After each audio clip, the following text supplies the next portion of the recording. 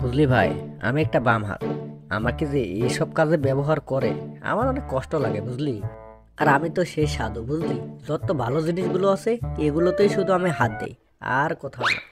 হ্যাঁ, তোর যে অসৎ কাজে ব্যবহার করা হয় এটা কিন্তু আমি আবার ভালো করে জানি, বুঝলি?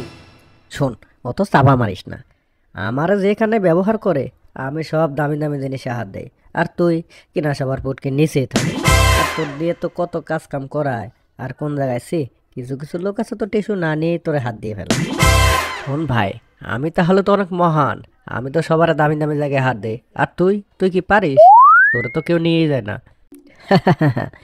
এই জন্যই তো তোরা সবাই ওয়াশরুমে নিয়ে যায়, কেউ তো টিস্যু ছাড়াই হাত দিয়ে ফেলে। তখন তোর কেমন লাগে? সি সি সি, তোর শরীর থেকেও তো গন্ধ বাইরে আসছে। হ্যাঁ, বুঝেছি। তুই যে কোথায় যাবি আর কোথায় যাবি না এটা আমার ভালো মতো জানা আছে, বুঝলি।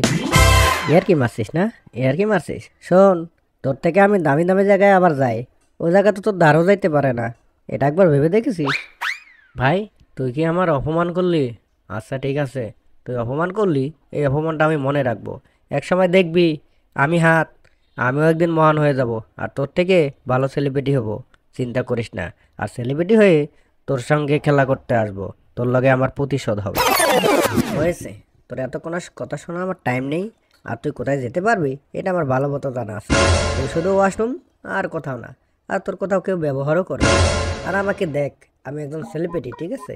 যত সেলিব্রিটিরা আছে আমাকে দিয়ে ব্যবহার করে, আমার হাত দিয়ে সেটা করবে, এটা করবে, সেটা করবে। আর তুই ওয়াশরুম পড়লেই তোর দেখা, তাছাড়া আর তোর কোনো দেখা নেই। আচ্ছা ঠিক আছে, যাচ্ছি যাচ্ছি।